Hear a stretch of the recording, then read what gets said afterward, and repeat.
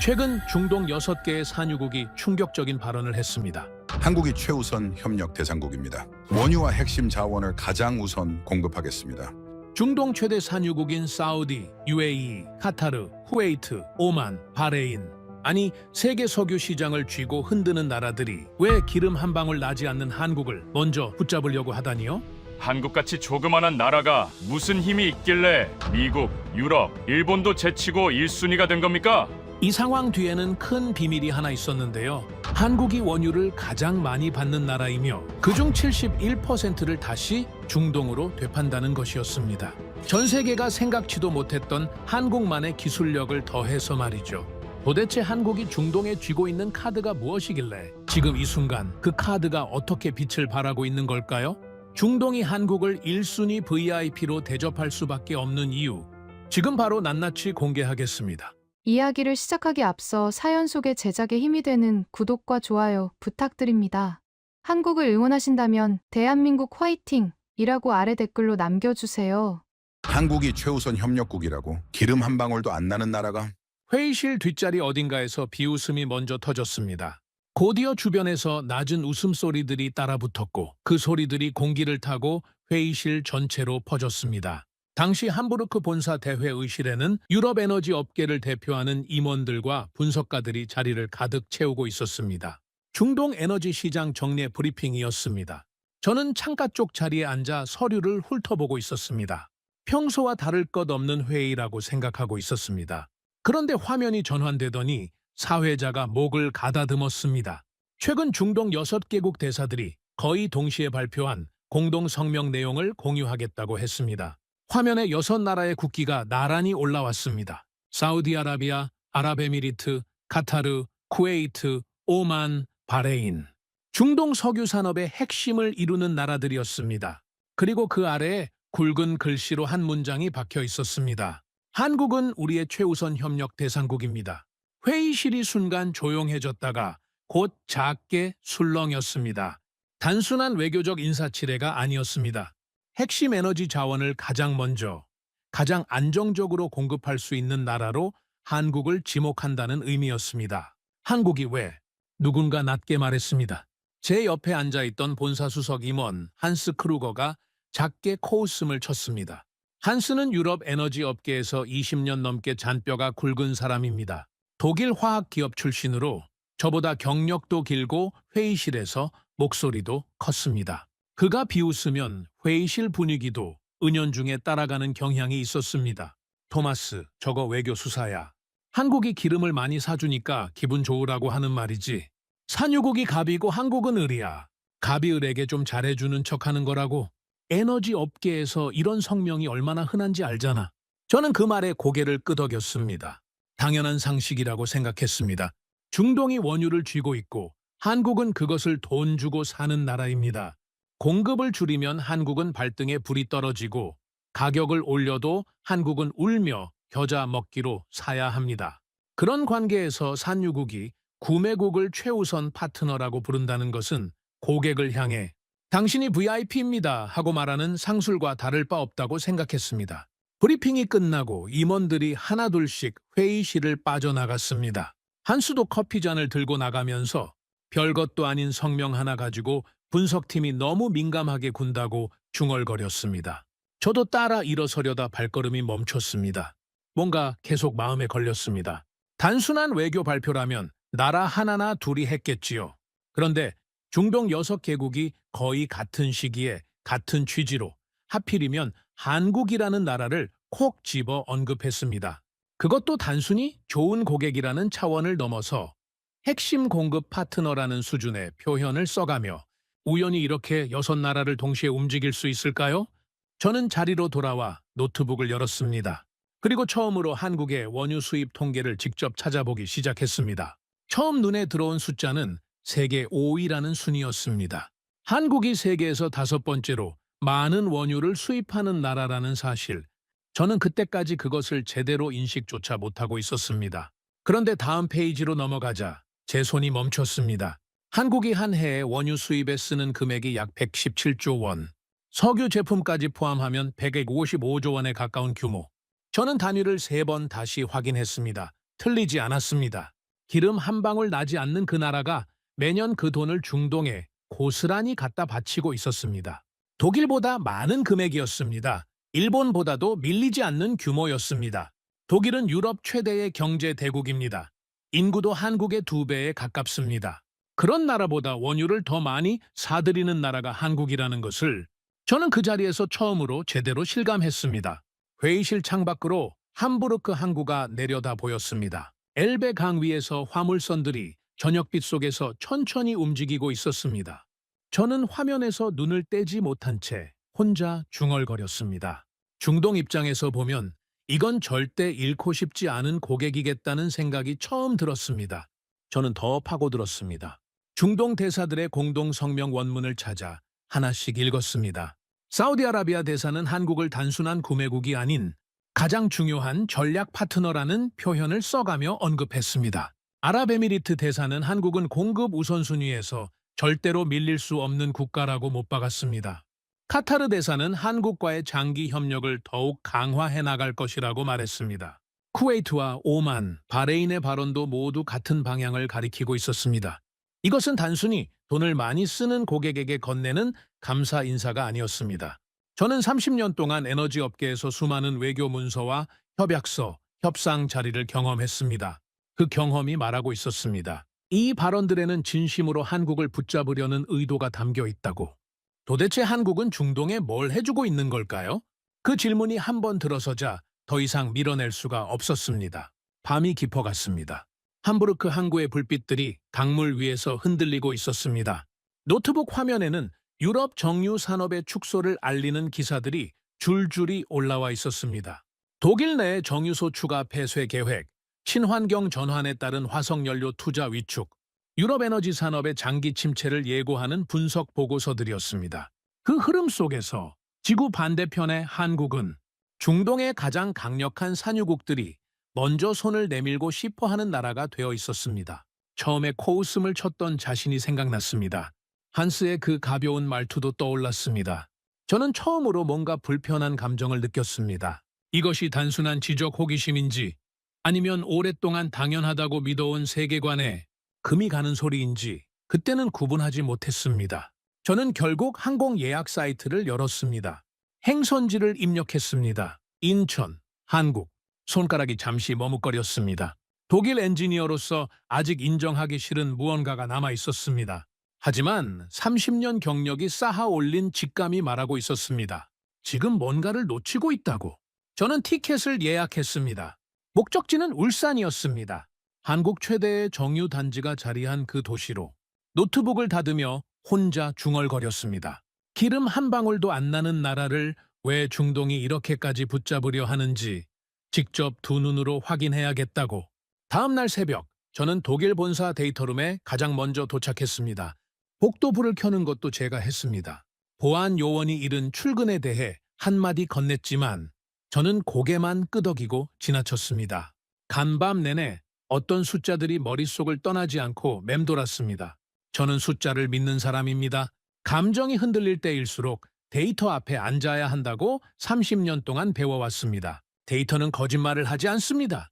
그리고 그 새벽, 화면 위의 숫자들은 제가 오랫동안 의심 없이 믿어온 상식과 전혀 다른 방향을 가리키고 있었습니다. 한국의 원유 수입 현황부터 시작했습니다. 연도별 수입량 변화 추이, 국가별 공급 비중, 결제 방식과 계약 구조, 정유 제품 수출 현황까지 하나씩 열어봤습니다. 파일을 열 때마다 숫자들이 제 생각을 조금씩 바꿔놓았습니다. 처음에는 기껏해야 독일보다 조금 더 많이 사는 수준이겠거니 했습니다. 한국은 인구 5천만 정도의 나라입니다. 독일의 절반 수준인 나라에서 그 이상을 살 것이라고는 막연하게 상상도 못했습니다. 그런데 자료들을 쌓아놓고 나란히 비교하자 한국은 제가 상상했던 것과 완전히 다른 차원에 있었습니다. 한국이 한 해에 수입하는 원유 물량은 약 10억 배럴을 넘었습니다. 금액으로는 110조 원을 훌쩍 뛰어넘는 규모였습니다. 석유 제품까지 포함하면 155조 원에 육박했습니다. 저는 이 수치들을 독일, 일본, 프랑스, 영국과 하나씩 나란히 놓았습니다. 독일과 비교해도 한국이 컸습니다. 일본과 비교해도 밀리지 않는 규모였습니다. 인구 5천만의 나라가 경제 대국들과 나란히, 심지어 일부에서는 앞서 있었습니다. 저는 계산기를 두드렸습니다. 하루 단위로 나눠보면 한국은 매일 수백억 원어치의 원유를 중동에서 사들이고 있었습니다. 그것도 외상이나 어음이 아닌 현금으로. 이 대목에서 멈췄습니다. 에너지 거래에서 결제 안정성은 단순한 금액 이상의 의미를 갖습니다. 대금이 제때, 정확하게, 문제없이 들어오느냐 아니냐는 산유국 입장에서 공급 우선순위를 결정하는 데 핵심적인 기준이 됩니다. 흥정하고, 지연시키고, 조건을 들이미는 고객과 묻지도 따지지도 않고 예정대로 현금을 보내는 고객 중 어느 쪽을 더 소중히 대하겠습니까? 한국은 수십 년에 걸쳐 단 한 번의 결제 지연도 없이 꾸준하게 대규모 거래를 이어온 고객이었습니다. 저는 다음 파일을 열었습니다. 중동 주요 산유국들의 국가별 원유 수출 비중이 정리된 자료였습니다. 화면에 떠오른 숫자들 앞에서 잠시 말문이 막혔습니다. 사우디아라비아의 한국 원유 수출 비중은 전체의 32%가 넘었습니다. 아랍에미리트는 약 14%. 두 나라만 합쳐도 한국이라는 단일 시장에 전체 기름 수익의 절반에 가까운 비중이 묶여있는 구조였습니다. 저는 이 숫자를 보며 처음으로 완전히 다른 각도에서 생각해봤습니다. 만약 한국이 내일부터 구매처를 미국산 원유로 전면 교체하겠다고 선언한다면 어떻게 될까요? 사우디와 UAE는 그 엄청난 물량을 어디서 메워야 할까요? 인도, 중국, 유럽? 말처럼 간단하지 않습니다. 인도와 중국은 나름의 협상력을 가지고 있고 조건을 끊임없이 바꿉니다. 유럽은 친환경 전환으로 수요 자체가 줄어드는 추세입니다. 한국처럼 안정적으로 꾸준하게 현금으로 결제해주는 대형 고객을 단기간에 대체하는 것은 말 그대로 불가능에 가깝습니다. 그 사실을 처음으로 명확하게 인식하는 순간 지금까지 당연하다고 여겼던 갑과 을의 구도가 무너지기 시작했습니다. 오전 회의가 끝나고 복도에서 한스와 마주쳤습니다. 저는 자료를 들고 다가갔습니다. 한스, 사우디 수출 비중 자료 봤어? 단일 국가 기준으로 한국이 32%야. UAE까지 합치면 한국 하나의 절반 가까운 비중이 묶여 있어. 한스는 파일을 훑어보더니 어깨를 으쓱했습니다. 숫자가 크다는 건 알겠는데. 근데 토마스, 그래도 기름이 없으면 한국은 아무것도 못해. 산유국이 수도꼭지 잠그면 끝나는 거잖아. 반대로도 생각해봐. 한국이 구매를 멈추면 사우디도 흔들려. 이건 한쪽만 의존하는 관계가 아니야. 서로가 서로를 필요로 하는 구조라면 그걸 무조건 갑과 을로 나누는 게 맞아? 한스는 즉각 반박하지 못했습니다. 에너지 업계에서 20년 넘게 일한 그도 그 질문 앞에서는 잠시 말을 찾는 모습이었습니다. 회의실에서 몇몇 임원들이 그날 처음으로 중동 입장에서는 독일보다 한국이 더 중요한 거래처일 수 있다는 말을 꺼냈습니다. 며칠 전만 해도 상상하기 어려웠던 말이 이제는 회의실 안에서 돌고 있었습니다. 오후에 저는 중동 파트너사의 에너지 컨설턴트와 화상 회의를 잡았습니다. 오만 출신으로 수년 전부터 알고 지내던 인물이었습니다. 저는 일부러 가벼운 투로 떠봤습니다. 솔직히 한국 정도면 대체 가능한 시장 아닌가요? 인도나 중국 규모가 훨씬 크지 않습니까? 그는 즉각 고개를 저었습니다. 인도와 중국은 대금 결제 방식이나 계약 조건이 복잡한 경우가 많습니다. 조건을 수시로 바꾸고 협상이 길어지기도 합니다. 한국은 그것과 차원이 다릅니다. 그는 잠시 생각을 가다듬고 이어나갔습니다. 한국은 단순한 고객이 아닙니다. 가장 안정적으로 결제하고 가장 꾸준하게 대량으로 사고 가장 오랫동안 신뢰를 유지해온 파트너입니다. 독일이나 유럽은 친환경 정책 탓에 수입 물량을 계속 줄이고 있지 않습니까? 한국은 그 빈자리를 계속 채워주고 있습니다. 만약 한국을 잃는다면 사우디와 아랍에미리트 모두 심각한 타격을 받게 될 겁니다. 그 목소리에는 조심스러움이 없었습니다. 현장의 현실을 오래 지켜본 사람이 내놓는 날 것 그대로의 진단이었습니다. 저는 화면 너머 그의 얼굴을 바라보며 더 이상 반박하지 않았습니다. 통화를 끊고 난 뒤 한동안 창밖을 바라봤습니다. 함부르크의 11월 하늘이 빠르게 어두워지고 있었습니다. 저는 30년 동안 에너지 업계에서 일하면서 한국을 단 한 번도 진지하게 들여다본 적이 없었다는 사실을 그제야 처음으로 실감했습니다. 뇌리에 박혀있던 한 단어가 있었습니다. 소비국. 한국은 그냥 원유를 사다 쓰는 나라, 그 인식이 얼마나 단순하고 게으른 생각이었는지를 데이터 하나하나가 조용히 뒤집고 있었습니다. 그날 밤 저는 호텔배에서 위스키 한 잔을 앞에 두고 오래 앉아 있었습니다. 작은 노트를 꺼내 천천히 두 줄을 적었습니다. 한국은 중동 원유에 의존한다. 하지만 중동도 한국이라는 거대한 현금 고객에 의존한다. 두 줄을 나란히 써놓고 한동안 바라봤습니다. 이것은 일방적인 의존 관계가 아니었습니다. 서로가 서로를 필요로 하는 구조. 다만 그 사실을 한쪽만 알고 있었을 뿐이었습니다. 저는 노트를 천천히 덮었습니다. 그런데 여전히 하나의 의문이 풀리지 않고 남아 있었습니다. 돈을 많이 쓰는 것만으로는 설명이 되지 않는 부분이 있었습니다. 중동 6개국이 동시에 그 정도 수준의 언어를 선택했다면 분명 한국에서 돈 이상의 무언가를 보고 있었을 것입니다. 기술인지 설비인지 아니면 그 이상의 무언가인지. 그것을 확인하려면 데이터룸 밖으로 나가야 했습니다. 직접 눈으로 봐야 했습니다. 울산 정유단지. 한국 최대의 산업 심장이 뛰고 있는 그곳으로. 저는 노트의 마지막 한 문장을 더 적었습니다. 한국은 을이 아니다. 중동이 먼저 붙잡아야 하는 존재다. 그 문장 끝에는 여전히 커다란 물음표 하나가 남아 있었습니다. 그 물음표를 지우기 위해 다음 비행기를 타야 했습니다. 인천공항에 내려서 처음 마주한 것은 낯선 공기였습니다. 독일의 11월과는 다른 차갑지만 어딘가 다른 냄새가 섞인 공기였습니다. 입국장을 빠져나오며 저는 잠깐 멈칫했습니다. 제가 왜 여기까지 날아왔는지를 스스로에게 다시 한번 물었습니다. 30에 가까이 세계 주요 정유 현장을 돌아다닌 사람이 중동 산유국들이 붙잡으려 한다는 이유 하나만으로 한국까지 날아왔습니다. 동료들이 알면 비웃을 법도 했습니다. 하지만 그 불편한 의문이 뇌리에서 사라지지 않는 한 멈출 수 없었습니다. 울산으로 이동하는 고속도로 위에서 차창 너머로 풍경이 달라지기 시작했습니다.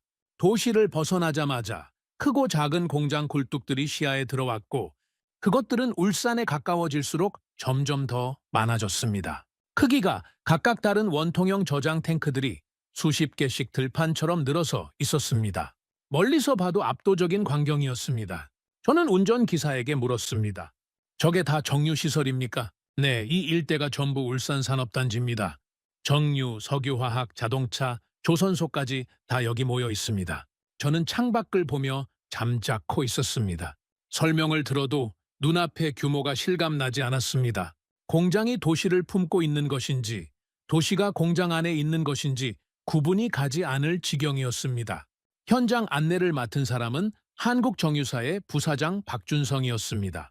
첫 만남에서 그는 조용한 미소와 함께 악수를 건넸습니다. 저는 예의를 갖춰 인사했지만 속으로는 단단히 마음을 닫고 있었습니다. 독일 엔지니어로서 쉽게 감동할 생각이 없었습니다. 규모가 크다는 것과 기술력이 뛰어나다는 것은 전혀 다른 이야기이니까요. 박준성은 저를 전망대로 먼저 데려갔습니다.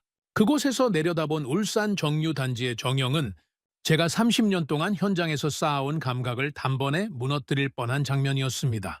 끝이 보이지 않는 배관들이 거미줄처럼 단지 전체를 연결하고 있었고 거대한 분리탑들이 수십 개씩 줄지어 서 있었습니다.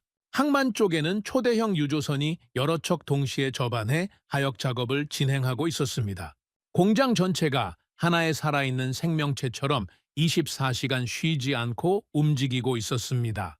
저는 말없이 그 광경을 바라봤습니다. 메모할 생각도 질문을 던질 생각도 들지 않았습니다. 그냥 보고 있었습니다. 규모가 어떻습니까, 베르너 씨? 박준성이 조심스럽게 물었습니다. 생각보다 크군요. 저는 그 말밖에 할 수가 없었습니다. 칭찬하기 싫었던 게 아니라 적당한 표현을 찾지 못했습니다. 독일 루르 공업지대도 컸습니다. 사우디 아람코의 아부카이크도 거대했습니다. 하지만 울산은 그것들과 종류가 달랐습니다. 규모만의 문제가 아니었습니다. 설비 하나하나가 정밀하게 맞물려 있고 항만과 배관과 저장기지와 화학단지가 하나의 유기적인 시스템으로 연결된 구조가 인상적이었습니다. 따로 노는 설비들을 단순히 모아놓은 게 아니라 처음부터 하나로 설계된 것처럼 빈틈이 없었습니다. 시찰이 본격적으로 시작되면서 박준성은 저를 중앙 제어실로 안내했습니다. 수백 개의 모니터가 단지 전체의 상태를 실시간으로 보여주고 있었고 수십 명의 엔지니어들이 조용히 화면을 보며 자판을 두드리고 있었습니다. 소음이 없었습니다. 긴장감도 없었습니다. 그냥 정밀하게 돌아가고 있었습니다. 독일 공장에서도 제어실을 수없이 봐왔지만 이 규모에서 이런 차분함이 유지된다는 건 시스템이 그만큼 안정적이라는 뜻이었습니다. 그 다음에 박준성이 꺼낸 숫자가 저를 진짜로 멈추게 했습니다. 이 공장 하나의 하루 원유 처리량이 84만 배럴입니다. 200리터짜리 드럼통으로 환산하면 약 670만 개 분량입니다. 저는 계산을 다시 해봤습니다. 맞았습니다. 저는 한국에 이런 공장이 있다는 사실을 제대로 알지 못하고 있었습니다. 박준성이 말을 이었습니다.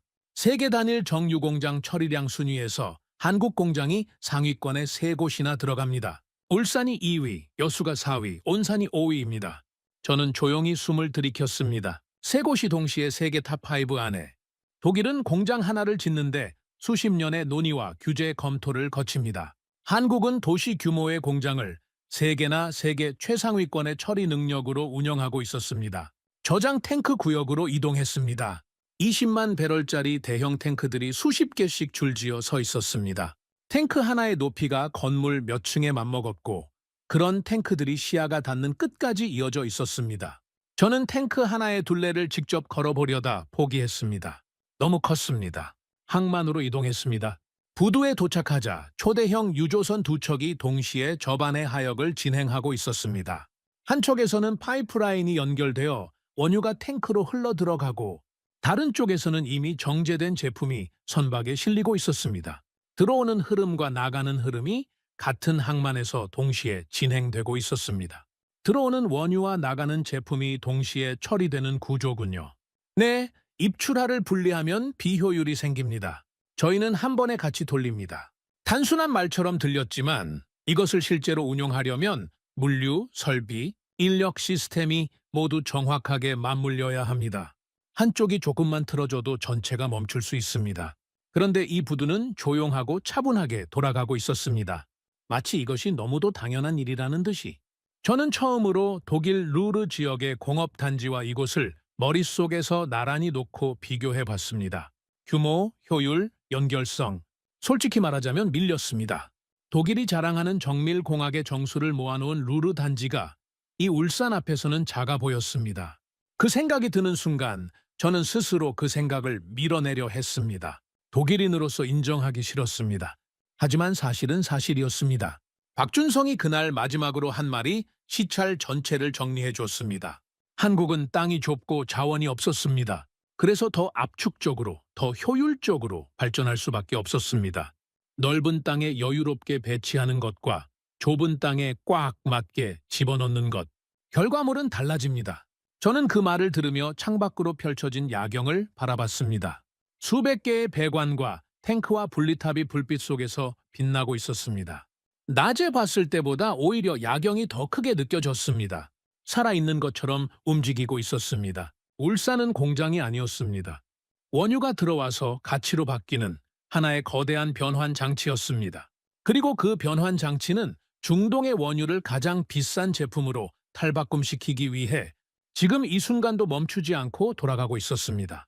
호텔로 돌아온 뒤 저는 독일 본사의 한스에게 전화를 걸었습니다. 한스는 반갑게 받았습니다. 어때, 토마스? 그냥 큰 공장이지? 저는 잠시 말을 고르다가 답했습니다. 아니, 한스, 내가 틀렸어. 한국은 단순한 소비국이 아니야. 이 나라는 우리가 생각했던 것보다 훨씬 다른 나라야. 전화기 너머에서 한스가 아무 말도 하지 않았습니다. 저는 그 침묵을 그냥 두었습니다. 설명하고 싶지 않았습니다. 직접 와서 보지 않고는 이해할 수 없는 것이 있습니다. 오늘 제가 본 것이 바로 그것이었습니다. 저는 30년 동안 수많은 공장을 봐왔습니다. 하지만 내 숨을 잠깐이나마 멎게 만든 공장은 한국이 처음이었습니다. 시찰 이틀째 아침이 밝았습니다. 전날 밤 저는 오래 잠을 자지 못했습니다. 울산 정유 단지의 그 야경이 자꾸만 눈앞에 어른거렸습니다. 규모가 컸습니다. 설비가 정밀했습니다. 연결 구조가 인상적이었습니다. 하지만 머릿속에는 아직 하나의 반박이 남아 있었습니다. 좋은 원유가 있어야 좋은 제품이 나옵니다. 아무리 큰 공장이라도 처리하는 원유의 질이 나쁘면 이야기가 달라집니다. 한국은 중동산 중진류를 주로 씁니다. 중진류는 다루기가 까다롭고 일반적으로는 경진류보다 부가가치가 낮습니다. 그렇다면 이 거대한 시설이 만들어내는 수익은 생각보다 제한적일 수 있지 않을까요? 박준성을 다시 만나 공장 안쪽으로 들어가면서 저는 그 의문을 꺼냈습니다. 어제 규모는 충분히 봤습니다. 그런데 결국 좋은 원유를 넣어야 좋은 제품이 나오는 것 아닙니까? 중동산 중진류는 한계가 있잖아요. 박준성은 잠깐 미소를 지었습니다. 의외로 여유 있는 반응이었습니다. 좋은 원유만 써서 좋은 제품을 만드는 건 누구나 할 수 있습니다. 그게 어렵지 않거든요. 저희가 하는 건 그게 아닙니다. 그럼 뭘 하는 겁니까? 가장 다루기 어려운 원유를 넣어서 가장 비싼 제품을 가장 많이 뽑아내는 겁니다. 저는 그 말의 무게를 정확히 소화하지 못한 채 발걸음을 따랐습니다. 그리고 잠시 뒤 박준성이 원유 샘플을 직접 꺼내 보여주면서 그 말의 의미가 눈앞에서 펼쳐지기 시작했습니다. 미국산 경질류는 색이 밝고 점도가 낮았습니다. 한눈에 봐도 다루기 쉬운 기름이었습니다. 반면 중동산 중진류는 달랐습니다. 색이 어둡고 끈적했으며 유황 성분이 많이 포함되어 있었고 불순물 함량도 높았습니다. 일반적인 정유소에서 이 원유를 처리하면 고급 제품보다는 저가 연료나 아스팔트, 잔사유 같은 부가가치가 낮은 부산물이 많이 나옵니다. 경질류에 비해 수익성이 낮을 수밖에 없는 구조입니다. 그래서 중동산 원유가 상대적으로 더 싸게 거래되는 거군요. 제가 말했습니다. 맞습니다. 그런데 저희는 그 싼 원유로 더 큰 돈을 법니다. 또다시 말문이 막혔습니다. 더 싼 원유를 쓰면서 더 높은 수익을 낸다는 게 어떻게 가능한 걸까요? 박준성은 저를 고도화 설비 구역으로 안내했습니다. 그것이 비밀이었습니다. 일반적인 정유소는 원유를 끓여서 분리합니다. 온도에 따라 가벼운 성분은 위로 올라가 휘발유나 경유가 되고 무거운 성분은 아래에 남아 잔사유나 아스팔트가 됩니다. 중진류를 넣으면 무거운 부분이 많기 때문에 값싼 부산물이 많아질 수밖에 없습니다. 버려지는 부분이 많은 구조입니다. 그런데 한국의 고도화 설비는 그 버려지는 부분을 다시 처리합니다. 유동층 접촉 분해 설비, 수천 분해 설비, 딜레이드 코커 같은 장비들이 잔사유를 한 번 더 분해하고 그것을 다시 휘발유와 경유, 항공유, 석유화학 원료로 바꾸어 놓습니다.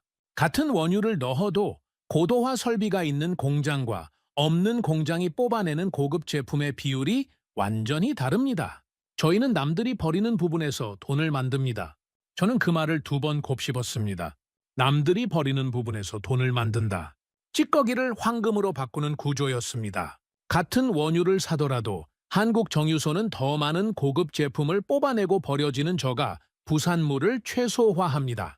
투입 원가는 낮고 산출 부가가치는 높은 구조였습니다. 이 구조를 이해하는 순간 저는 자동차로 비유했습니다. 같은 연료를 넣어도 더 멀리 가는 엔진이 있는데 그 차이가 단순한 효율 개선 수준이 아니라 완전히 다른 경제 구조를 만들어낸다는 뜻이었습니다. 그 다음으로 떠오른 생각은 불편한 것이었습니다. 유럽 정유소는 왜 이 투자를 안 했을까? 저는 그 이유를 이미 알고 있었습니다. 친환경 규제, 설비 투자 비용, 주주들의 단기 수익 요구, 그리고 기존 시스템을 바꾸는 데 따른 거대한 저항감. 유럽은 어렵고 비용이 많이 드는 고도화 투자 대신 처리하기 쉬운 경질유를 수입하는 방향을 택했습니다. 쉬운 길을 선택했습니다. 한국은 달랐습니다. 자원이 없으니 어떤 원유든 최대한 쥐어짜야 했습니다. 그 절박함이 기술로 이어진 것이었습니다. 독일이나 유럽 정유소도 고도화 설비를 충분히 갖추지 못한 경우가 많죠? 박준성이 조심스럽게 물었습니다. 공격하려는 것이 아니라 진심으로 확인하는 투였습니다. 사실입니다. 유럽은 비용과 규제 문제로 고도화 투자를 줄여왔습니다. 경질유 중심으로 가는 방향이었고 한국은 좋은 원유를 선택할 여유가 없었습니다. 무거운 원유를 어떻게든 비싸게 바꿔야 했으니까요. 약점이 기술로 바뀐 셈입니다. 저는 그 말을 듣고 잠시 창밖을 바라봤습니다. 독일은 좋은 원유를 찾아다녔고 한국은 나쁜 원유를 가장 비싸게 만드는 기술을 만들었습니다. 어느 쪽이 더 어려운 길인지는 말할 것도 없었습니다. 그리고 그 어려운 길을 걸어온 쪽이 지금 사우디의 선택을 받고 있었습니다. 독일에 대한 자부심보다 한국에 대한 경외감이 처음으로 커지는 것을 느꼈습니다. 박준성이 마지막으로 그래프 하나를 보여줬습니다. 중동산 중진류의 성분 분포와 한국 정유소가 거기서 뽑아내는 고급 제품 비율을 비교한 자료였습니다. 일반 정유소와 한국 고도화 정유소의 제품 구성이 나란히 적혀 있었습니다. 같은 원유를 넣었을 때 한국 정유소가 만들어내는 고급 제품의 비율이 눈에 띄게 높았습니다. 버려지는 잔사유의 비율은 현저하게 낮았습니다. 박준성이 말했습니다. 중동은 무거운 기름을 뽑아냅니다. 그리고 그 무거운 기름을 가장 비싼 제품으로 바꿀 수 있는 나라가 한국입니다. 한국 정유소를 흔히 지상유전이라고 부릅니다. 중동은 땅에서 원유를 뽑지만 한국은 공장에서 돈을 뽑습니다. 지상유전, 그 한 단어가 머릿속에 강하게 박혔습니다. 중동이 천연 유전을 가졌다면 한국은 그에 맞먹는 인공 유전을 스스로 만들었습니다. 차이가 있다면 중동의 유전은 언젠가 고갈되지만 한국의 유전은 기술이 살아있는 한 멈추지 않는다는 것이었습니다. 창밖으로 거대한 분해 설비들이 불빛 속에 서 있었습니다. 저는 그 앞에서 오랫동안 서 있었습니다. 머릿속에서 한 문장이 계속 맴돌았습니다. 중동은 원유를 팔고 한국은 그 원유의 가치를 완성한다. 사우디가 한국에 집착하는 이유가 이제야 분명하게 보이기 시작했습니다. 한국은 단순한 고객이 아니었습니다. 중동이 가진 원유를 가장 비싸게, 가장 효율적으로 바꿔주는 파트너였습니다. 사우디의 선택은 감사의 표현이 아니었습니다. 자신들의 이익을 극대화하기 위한 냉철한 판단이었습니다. 그리고 한국은 그 판단을 받을 만한 자격을 스스로 만들어 온 나라였습니다. 시찰 사흘째 저녁, 저는 호텔방에서 혼자 자료를 들여다보고 있었습니다. 낮에 본 것들을 정리하려 했지만 머릿속이 좀처럼 가라앉지 않았습니다. 울산 정유 단지의 규모, 고도화 설비의 논리, 박준성의 말들이 뒤섞여 계속 맴돌았습니다. 그러다 우연히 S-오일이라는 한국 정유사의 지분 구조를 검색하게 되었습니다. 처음에는 그냥 참고용으로 열어본 자료였습니다. 그런데 화면에 나타난 숫자 하나가 저를 의자에 붙박이게 만들었습니다. 사우디 아람코 지분율 63%. 저는 숫자를 다시 확인했습니다. 틀리지 않았습니다. 세계 최대 석유 기업이 한국 정유사의 지분 절반 이상을 쥐고 있었습니다. 처음에는 단순한 재무 투자라고 생각했습니다. 중동 기업들이 해외에 투자하는 건 흔한 일이니까요. 하지만 63%라는 숫자는 달랐습니다. 이건 투자가 아니었습니다. 사실상 경영권을 가진 대주주였습니다. 사우디 아람코가 한국 정유 산업을 단순히 사업 파트너로 보는 것이 아니라 자신들의 미래 전략 플랫폼으로 보고 있다는 의미였습니다. 저는 자리에서 일어나 창밖을 바라봤습니다. 울산의 야경이 다시 눈에 들어왔습니다. 그 불빛들 가운데 상당 부분이 사우디의 돈으로 지어진 것이었습니다. 다음 날 아침, 박준성은 저를 울산 외곽으로 데려갔습니다. 차에서 내리자마자 저는 다시 한번 멈춰서야 했습니다. 거대한 공사 현장이 펼쳐져 있었습니다. 배관, 분해 설비, 저장 탱크, 석유화학 시설이 동시에 들어서고 있었습니다. 작은 도시 하나를 새로 짓는 수준이었습니다. 이게 샤인 프로젝트입니다. 박준성이 말했습니다. 공사비만 약 9조 원이 넘는 프로젝트입니다. 사우디 아람코가 주도하고 있습니다. 저는 현장을 바라보며 한동안 말을 잇지 못했습니다. 9조 원, 그 돈을 사우디가 자국이 아닌 한국에 쏟아붓고 있었습니다. 그 이유가 쉽게 납득되지 않았습니다. 사우디에도 땅이 있고 기술자가 있고 자원이 있습니다. 굳이 한국에 이 규모의 시설을 지어야 할 이유가 뭔가요? 저는 그 의문을 박준성에게 직접 던졌습니다. 왜 사우디는 이런 시설을 자국에 짓지 않고 한국과 함께 짓는 겁니까? 박준성은 잠시 공사 현장을 바라보다 말했습니다. 사우디는 원유를 가지고 있습니다. 하지만 그 원유로 가장 비싼 제품을 만드는 기술은 한국이 앞섭니다. 그래서 기술이 있는 곳에 투자하는 겁니다. 그때 독일 본사의 한스에게 전화가 왔습니다. 한스는 이미 샤힌 프로젝트 소식을 들었던 모양이었습니다. 토마스, 그거 그냥 사우디가 돈이 많으니까 여기저기 찔러보는 거 아니야? 별 의미 없는 투자일 수도 있잖아. 저는 현장을 바라보며 잠시 생각하다 답했습니다. 한스, 9조 원짜리 별 의미 없는 투자는 없어. 여기서 직접 보면 달리 생각하게 될 거야. 한스는 더 말하지 않았습니다. 박준성은 샤인 프로젝트의 핵심 기술 설명으로 넘어갔습니다. 그것이 TC2C였습니다. 이름은 낯설었지만 설명을 듣자마자 그 무게가 느껴졌습니다. 보통의 정유 공정은 원유에서 중간 정제 단계를 여러 번 거친 뒤에야 석유화학 제품을 만들 수 있습니다. 공정이 길고 비용이 많이 들고 시간도 걸립니다. 그런데 TC2C는 원유를 바로 석유화학 제품으로 연결하는 기술입니다. 중간 단계를 획기적으로 줄이는 것이었습니다. 비용이 줄고 수익성이 오르고 생산 속도도 빨라집니다. 이 기술의 세계 최초 상용화가 어디서 이루어지는 건지 아십니까? 박준성이 물었습니다. 여기입니까? 네, 울산입니다. 저는 천천히 공사 현장을 한 번 더 바라봤습니다. 독일도 못했습니다. 미국도 못했습니다. 중동도 못했습니다. 그 기술의 세계 최초 상용화를 한국이 해내고 있었습니다. 저는 30년 동안 에너지 업계에서 일하면서 새로운 기술이 나왔다는 소식을 수없이 들어왔습니다. 하지만 그때마다 그 중심에 있던 나라는 독일이었고 미국이었고 때로는 일본이었습니다. 한국이라는 이름은 없었습니다. 그 이름이 이제 가장 앞자리에 있었습니다. 그날 오후 저는 사우디 아람코의 고위 임원을 만났습니다. 파이살 알 나세르라는 인물로 중동과 아시아 사업을 총괄하는 자리에 있었습니다. 통역 없이 영어로 대화가 가능했고 그는 첫인상부터 날카로운 사람이었습니다. 저는 단도직입적으로 물었습니다. 왜 사우디는 이런 기술을 자국에서 개발하지 않고 한국과 함께 합니까? 파이살은 잠시 커피잔을 내려놓더니 답했습니다. 우리는 원유를 많이 가지고 있습니다.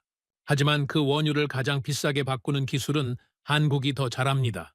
우리는 원유를 팔고 싶지만 한국은 그 원유의 가치를 극대화합니다. 파트너십은 서로가 잘하는 걸 합칠 때 완성됩니다. 저는 순간 말을 잇지 못했습니다. 사우디조차 기술력에서는 한국을 인정하고 있었습니다. 중동이 원유를 가졌다면 한국은 그 원유를 가장 비싼 것으로 바꾸는 능력을 가졌습니다. 두 나라는 그것을 합치고 있었습니다. 그것이 샤힌 프로젝트였고 S-오일의 63%였고 중동 6개국 대사들의 공동 성명이었습니다. 저는 그날 밤 울산 야경 속에서 공사 현장의 불빛을 오래 바라봤습니다. 처음 회의실에서 그 성명을 비웃었던 자신이 떠올랐습니다. 한국은 기름을 사는 나라라고만 생각했습니다. 하지만 실제로는 달랐습니다. 사우디는 한국에 돈을 투자한 게 아니었습니다. 자신들의 미래를 맡기고 있었습니다. 그리고 그 미래를 담기에 한국은 충분한 나라였습니다. 독일로 돌아가는 비행기를 예약해둔 날 아침이었습니다. 짐을 챙기며 뉴스를 켰습니다. 그리고 화면에 뜬 긴급 속보 자막을 보며 손이 멈췄습니다. 미국과 이란의 무력 충돌이 본격적인 전쟁으로 번지고 있다는 내용이었습니다. 국제 뉴스 채널마다 같은 단어가 반복되고 있었습니다. 호르무즈 해협, 봉쇄 가능성. 저는 짐 싸던 것을 멈추고 화면 앞에 앉았습니다. 호르무즈 해협은 페르시아만과 오만만을 잇는 좁은 물목입니다. 폭이 가장 좁은 곳에서는 고작 33km에 불과합니다. 그런데 전 세계 원유 해상 수송량의 약 20%가 이 좁은 길을 통과합니다. 그리고 한국이 수입하는 원유의 70% 이상이 이 해협을 거쳐 들어옵니다. 그 숫자가 그 순간 무게를 가지고 눌러왔습니다. 저는 처음으로 생각했습니다. 결국 한국도 여기서 무너지는 건가? 아무리 정유 기술이 뛰어나도 아무리 고도화 설비가 훌륭해도 원유가 들어오지 않으면 공장도 멈춥니다. 울산에서 봤던 그 거대한 정유 단지와 야경이 머릿속에 떠올랐습니다. 24시간 멈추지 않고 돌아가던 그 설비들이 해협 하나가 막히는 순간 침묵하게 되는 모습이 상상됐습니다. 뉴스는 계속 흘러나왔습니다. 이란이 사우디와 아람코 관련 선박의 통행을 제한하기 시작했다는 소식이었습니다. 한국 정유사들이 긴급 회의에 들어갔다는 보도가 따라붙었습니다. 언론은 한국 원유 공급망 붕괴 위기라는 자극적인 헤드라인을 뽑기 시작했습니다. 그때 한스에게서 전화가 왔습니다. 토마스, 봤지? 이게 현실이야. 아무리 기술이 좋아도 바닷길이 막히면 끝이라고. 결국 산유국이 갑이야. 저는 아무 말도 하지 않았습니다. 반박할 말을 찾지 못한 게 아니었습니다. 아직 상황을 더 봐야 했습니다. 그런데 한스의 전화를 끊고 얼마 지나지 않아 상황이 달라지기 시작했습니다.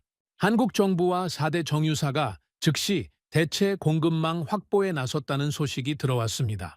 미국산 원유 수입 확대, 카자흐스탄과 오만, 브라질, 알제리 등 새로운 공급처 협의 시작, 비축유 방출 결정. 저는 시찰 중에 만났던 한국 정부 관계자에게 연락을 취했습니다.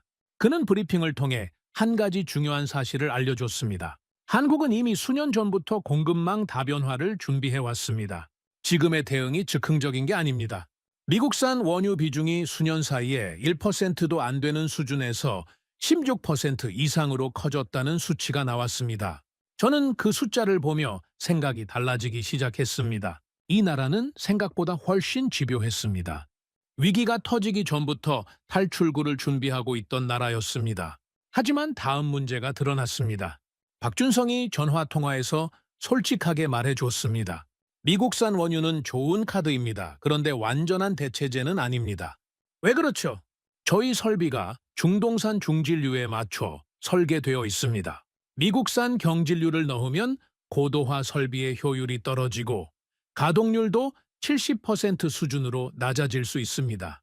게다가 계약 구조 대부분이 장기 계약이라 단기간에 공급처를 전면 교체하기도 어렵습니다.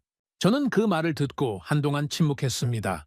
한국의 강점이 동시에 약점이 될 수 있다는 현실이었습니다.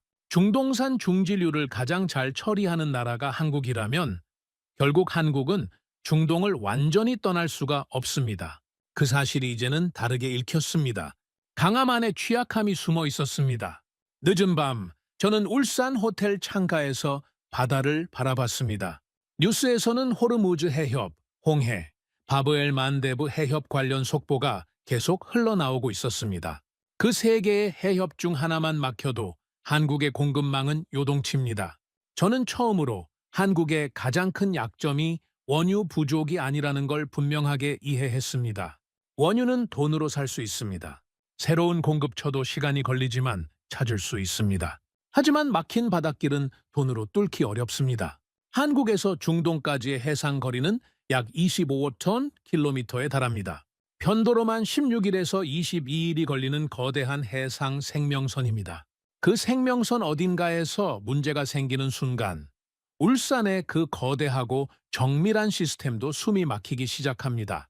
저는 그 사실이 한국을 약하게 보이게 한다고 생각하지 않았습니다. 오히려 반대였습니다. 그 취약점을 알면서도 이 정도의 시스템을 만들어온 나라라는 것이 더 대단하게 느껴졌습니다. 한국은 원유가 부족한 나라가 아니었습니다. 시간이 부족한 나라였습니다. 바닷길이 막히는 순간 버틸 수 있는 시간을 얼마나 벌 수 있느냐? 그것이 한국의 진짜 과제였습니다. 그리고 그 과제를 풀기 위해 한국은 조용히, 집요하게 준비하고 있었습니다. 독일로 돌아가는 비행기를 하루 더 미뤘습니다.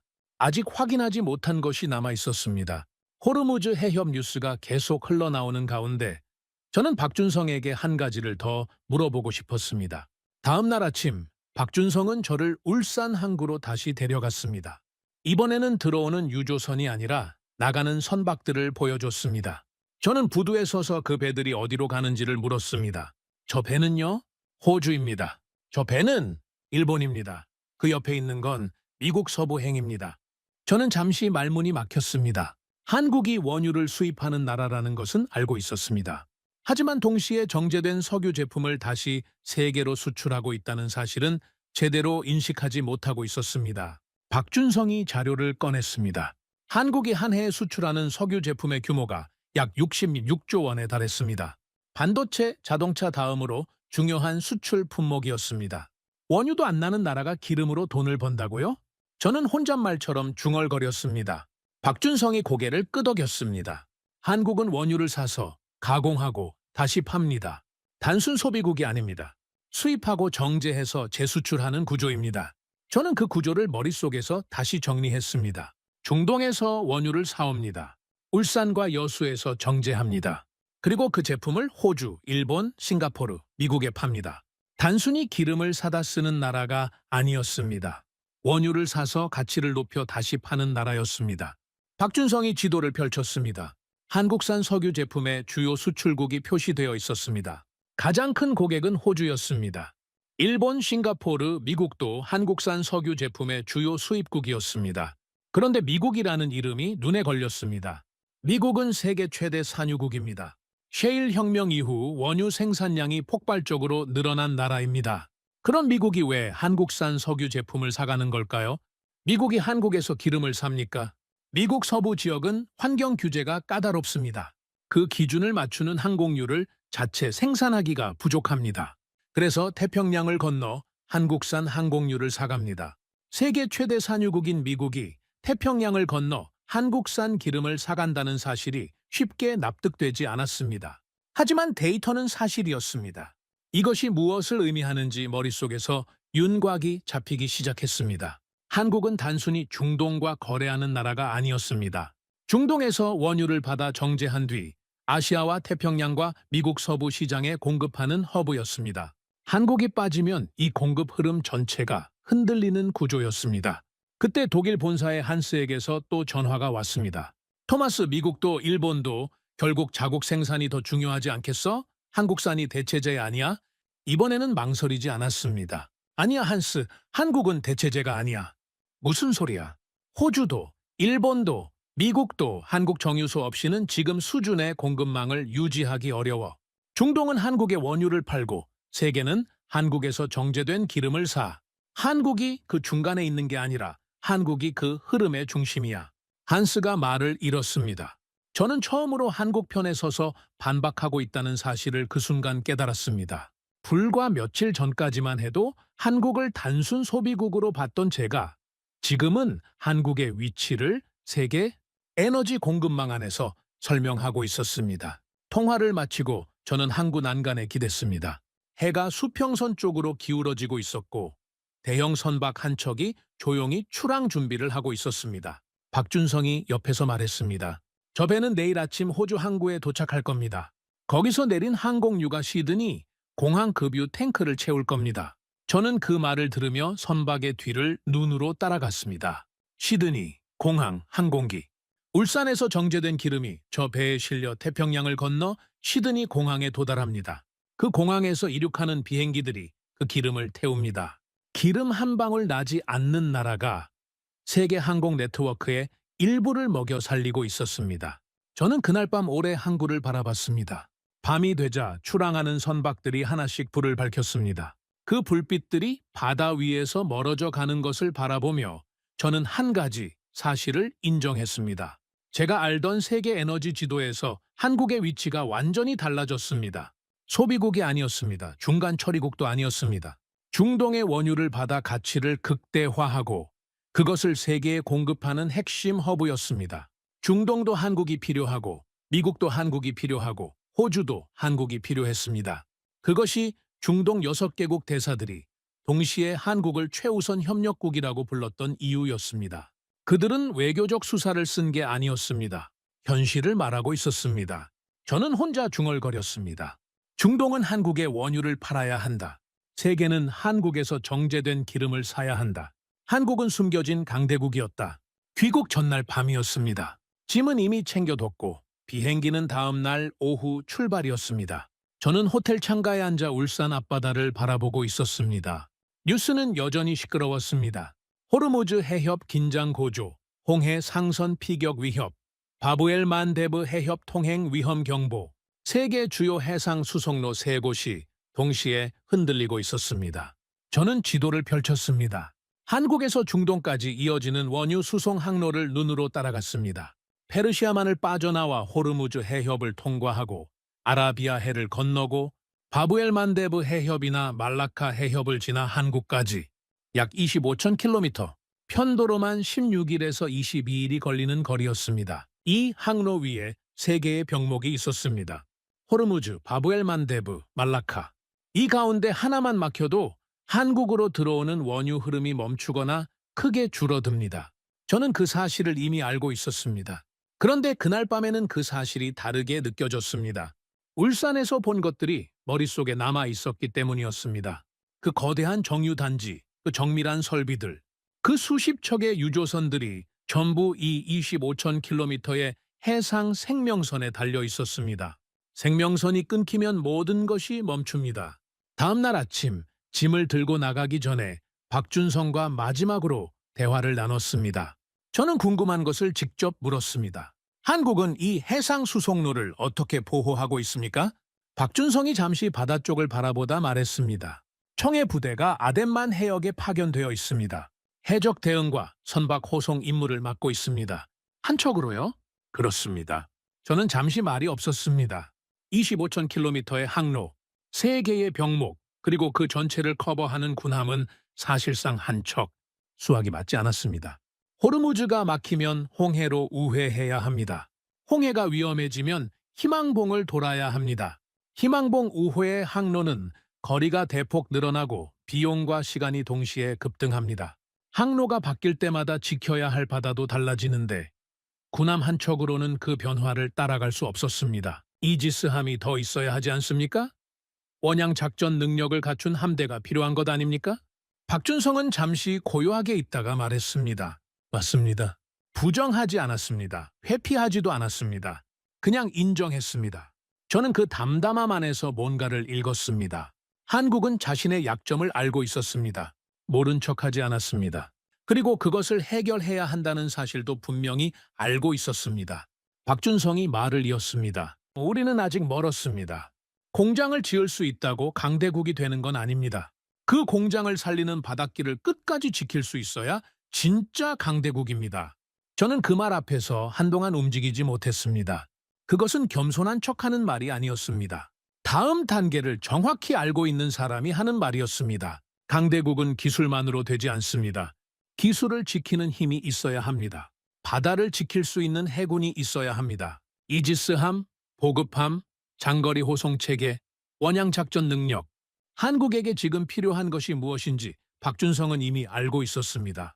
그리고 그것을 향해 한국이 조용히 나아가고 있다는 것도 공항으로 향하는 차 안에서 저는 창밖으로 울산 항구의 끝자락을 바라봤습니다. 새벽빛 속에서 유조선 한 척이 천천히 입항하고 있었습니다. 중동에서 출발해 22일을 항해해서 도착한 배였습니다. 그 배 한 척이 이 항구에 도착해야 저 공장이 돌아가고 저 배관에 기름이 흐르고 세계 어딘가에 항공기가 이륙할 수 있었습니다. 비행기에 올라 창밖으로 한국 해안선이 보이기 시작했습니다. 울산의 정유단지, 끝없이 이어진 저장 탱크들, 밤바다를 가르던 유조선들이 다시 눈앞에 어른거렸습니다. 처음 회의실에서 중동 대사들의 성명을 비웃었던 자신이 떠올랐습니다. 한스의 그 가벼운 코웃음도 떠올랐습니다. 그것이 얼마나 안일한 시선이었는지를 이제는 분명히 알았습니다. 독일은 기술 강국입니다. 저는 그것을 여전히 자랑스럽게 생각합니다. 하지만 한국은 기술과 산업과 에너지를 하나의 시스템으로 연결하고 거기에 더해 그 시스템을 지킬 힘까지 키워가고 있는 나라였습니다. 강대국은 땅이 넓은 나라가 아닙니다. 남들이 절대 포기할 수 없는 무언가를 가진 나라입니다. 한국은 이미 그 문턱을 넘고 있었습니다. 이제 남은 것은 단 하나였습니다. 바다를 지킬 힘, 그것만 갖추는 날, 아무도 한국을 을이라고 부르지 못할 것입니다. 여러분은 이 이야기를 들으며 어떤 감정을 느끼셨나요? 기름 한 방울 나지 않는 땅에서 세계 에너지 질서의 중심축을 만들어 온 나라, 바로 대한민국입니다. 구독과 좋아요로 응원해 주시면 더욱 재미있는 이야기로 찾아뵙겠습니다. 해외 감동 사연을 소개해드리는 스페셜 코리아였습니다. 감사합니다.